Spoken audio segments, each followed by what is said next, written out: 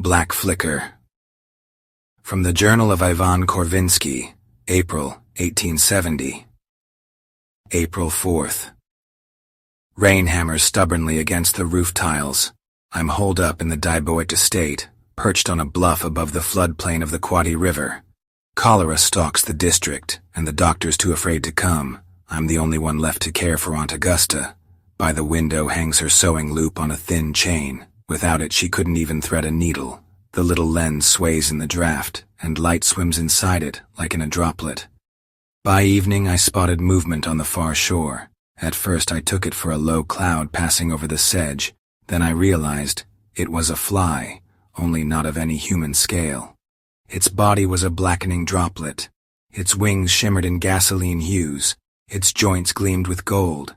Far off, yet I could see it as clearly as if I held it between my fingers. Its facets seemed to shift in a hexagonal pattern. It crawled slowly, and each subtle push of its legs oddly matched Augusta's convulsive twitches in the next room. I could have sworn the thing lifted its head and looked straight at me. At that exact moment, my aunt let out a high, glass-rattling moan. I rushed to her. When I returned to the window, the bank was empty. On the sill, a damp ring, like the print of a hand, but made up of tiny hexagons of frost. I chalked it up to fancy and condensation. April 6th. The servant, Vasily, fell to the sickness. Now I'm alone. I sleep half aware, vinegar and honey scenting my hands from her poultices. The fly came again, closer now, just beyond the grove. It moved along the water's edge as if someone were tracing a symbol with its body. I raised the spyglass, saw nothing but a wavering edge, heat haze rising from the ground or from my own head. Lowered the glass. The silhouette was sharp again, knife clear, and every time Augusta's belly clenched, a segment of its abdomen jerked. The repetition eats at the mind. My aunt, surfacing from fever for a moment, whispered, "Don't let her in, Vanya. Don't let her." I lied. Told her I'd let no one in. Seka Saka 7. Saka 4. Night. Something rustled by the shed, rat or branch I couldn't tell. I took the lantern. A yellow blot wandered across the wall. In Augusta's bedroom, the candles in the mirror suddenly dimmed, as if blown out from inside. I lifted the loop from its nail to put it away. The glass clinked against its chain, and in that instant, a shimmer of wings flashed in my head, like a mosquito at my ear. Nonsense, I told myself. Still, I put the lens away. April 9th. I barely eat, yet in the mornings I catch a grainy, sweet scent, like cornmeal dust. Just past the footbridge, no more than 100 paces off, the fly stood on a stump. Dew clung to its black chitin, yet its wings didn't stir. I thought to shine the light, my arm wouldn't lift. I felt certain. If I stepped forward, it would step too. I kept the loop in my pocket. Without it, my aunt can't see to thread a needle when she wakes. My duty, and an unthinkably heavy one these days.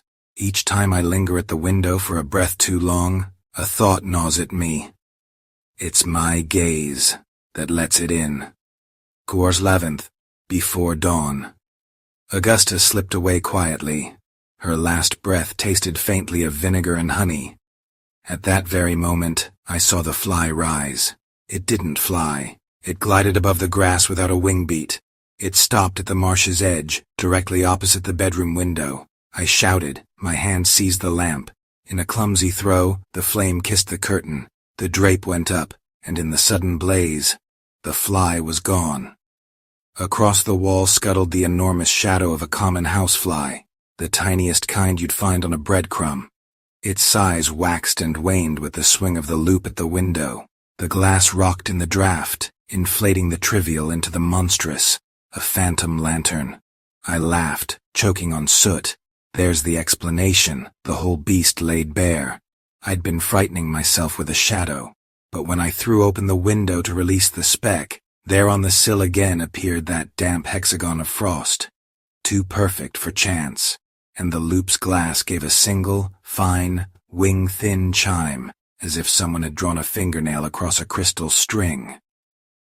April the 13th. We smothered the fire. I beat down the drape with a blanket. I locked the loop in a drawer, the keys in my vest. The funeral is set for tomorrow. I keep rereading these lines, telling myself, yes, the loop did exactly what it was meant to do. Magnify. My own fear turned a fly's shadow into a monster. Case closed. And yet, toward evening, a wet wind rose from the floodplain, and I thought I heard the faint pluck of a thin string high over the grove. Once, then silence. I went to the window, where the sill usually fogs. Frost cells had formed again, a neat hexagonal pattern like an insect's eye, only inside the glass. I rubbed at it. It would not wipe away. I no longer ask which is worse, a lens that swells the small into the great, or the thought that sometimes all it takes is a lantern to show what already stood in the dark without it. Tonight, I will not light the lamp. Let the house be as dark as under a wing. If morning comes, the loop stays in the drawer. But if, in that hour before dawn, the thin string chimes again and a hexagonal trace blooms on the glass, I'll tell myself, we unmasked the lantern, but not the one holding it on the other side.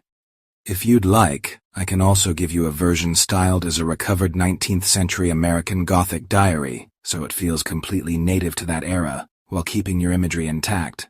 That would make it read like a found document to your audience. If you made it all the way to the end, then you're exactly the kind of person I'm looking for. Hit that subscribe button. It really means a lot to me. I hope I can keep bringing you more stories, to make you smile, or maybe, to scare you.